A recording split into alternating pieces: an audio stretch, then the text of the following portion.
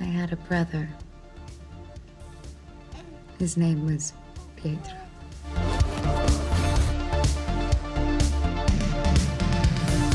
Well, we didn't see that coming. WandaVision Episode 5 takes us back inside Westview, and while it gives us some answers, a big character reveal has left us with a lot of questions about who the villain really is. There are new connections to Marvel Comics and the X-Men, plus tons more Easter eggs for us to obsess over, but before we get into all that, I have to warn you, we are about to get into major spoilers for WandaVision and the MCU, so if this week's episode hasn't already been spoiled for you on the internet, now is the time to retreat into your fake little TV sitcom reality until we're done.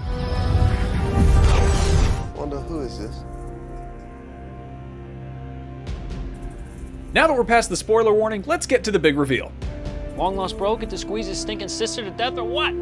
That's Uncle Pietro alright, but not quite as you remember him from his last appearance alongside the Scarlet Witch. Obviously, this is a huge major deal because that is the first honest-to-goodness X-Man to legit show up in an MCU project. Or is he? Whatever, we'll break all that down in a second, but first, let's put our super speed powers to good use and recap this episode lickety-split. Episode 5 is a mix of scenes both inside and outside Wanda's Westview anomaly. Inside, they've got an 80s-themed family ties type situation going on, and outside, well, S.W.O.R.D. is still trying to figure out what they're even dealing with, but they're making some progress. Inside Westview, Agnes breaks the fourth wall and asks to redo a scene. Vision understandably thinks this is weird. Also weird, Tommy and Billy instantly aging 5 years in the blink of an eye, and then doing it again. They really do grow up so fast.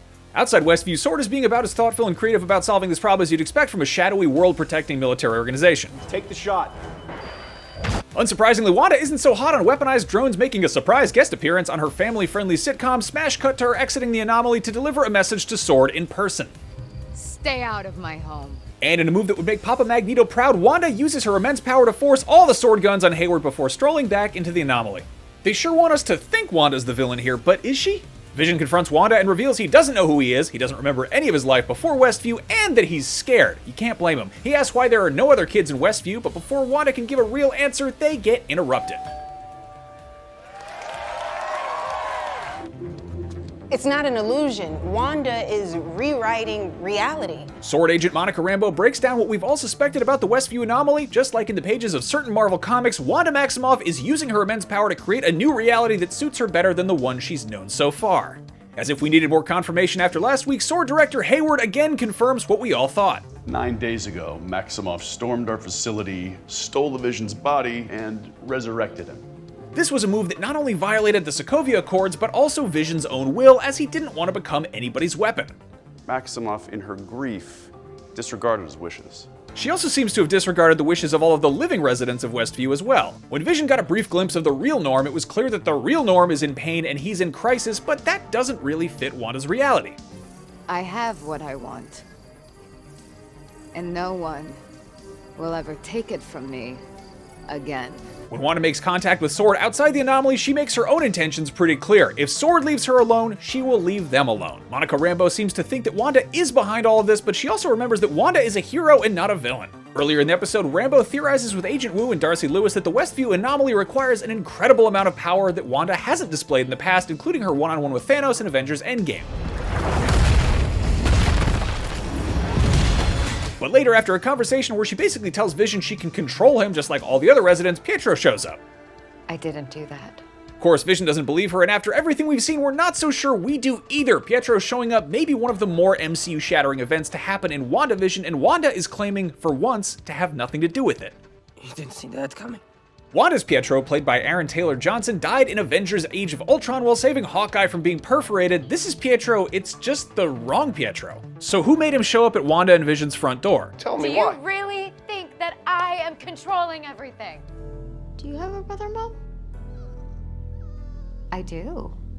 Whew. Okay, back to Quicksilver. Evan Peters was rumored to be part of WandaVision from the get-go, and yes, we saw those leaks just like a lot of you did. We didn't cover them on Canon Fodder because that's cheating. But now it's official and he's here. An X-Men character is in the MCU for real. Is this everything we think it is, or is this just another red herring? Before he showed up here as alternate universe Pietro, some fans speculated that Peters could be playing Mephisto, a demon from Marvel Comics who secretly augmented Wanda's magic to create the twins Tommy and Billy. If Evan Peters is truly Pietro from Fox's flawless and airtight and totally consistent X-Men continuity, that means the Westview anomaly is not only its own reality, but it's also a portal to an alternate reality, which would be great, because it would mean the X-Men are here for real.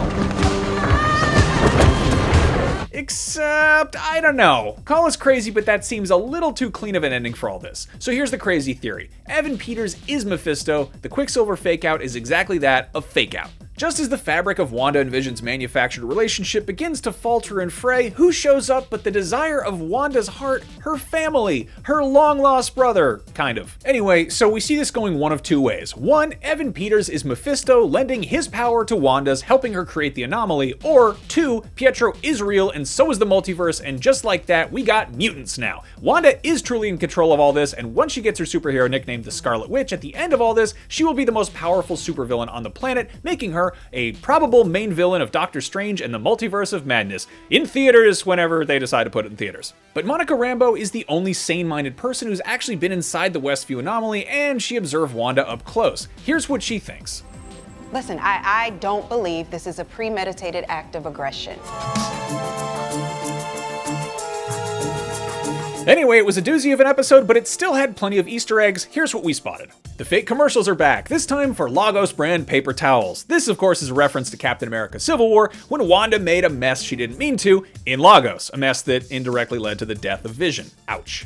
Monica references an aerospace engineer who could help her build the vehicle we've seen in the trailers and which got mentioned in this episode. So who is the engineer? Our guest, Riri Williams, aka Ironheart. She's already got a solo Disney Plus series announced, so this would make a great place and reason for her debut. Other possible engineers, how about Reed Richards or Victor Von Doom, to name a few? Who do you think it is? Meanwhile, Monica didn't seem too happy when her old friend Captain Marvel got mentioned. Maybe they're in a weird place after the blip and the loss of Monica's mom, Maria?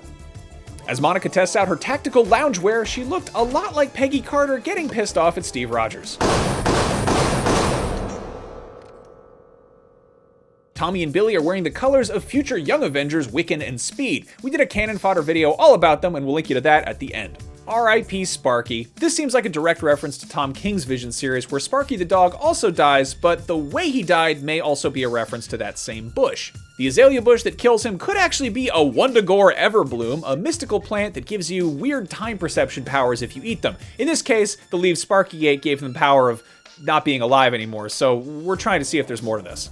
And finally, a real explanation to the hexagon. Doesn't seem to be connected to AIM like we thought, instead it seems like a backwards Easter egg as Darcy uses it to describe Wanda's power. Wait, what's a hex? Oh, it's what I'm calling the anomaly because of its hexagonal shape. It's starting to catch on. But what do you think? Did Wanda actually recast Pietro? Is Evan Peters really Quicksilver? And is Wanda truly a supervillain in the making? And most importantly of all, what character from the X-Men movies besides Wolverine do you want to pop up in the MCU without being recast? Let's all argue about it in the comments below, bub. Anyway, thank you for watching this episode of Canon Fodder. For more on WandaVision, check out our breakdown on those creepy little twins and their significance in the pages of Marvel Comics. Be sure to follow and subscribe to IGN wherever you like to watch. We will be back with another episode next week. Until then, Excelsior, true believers. Nuff said.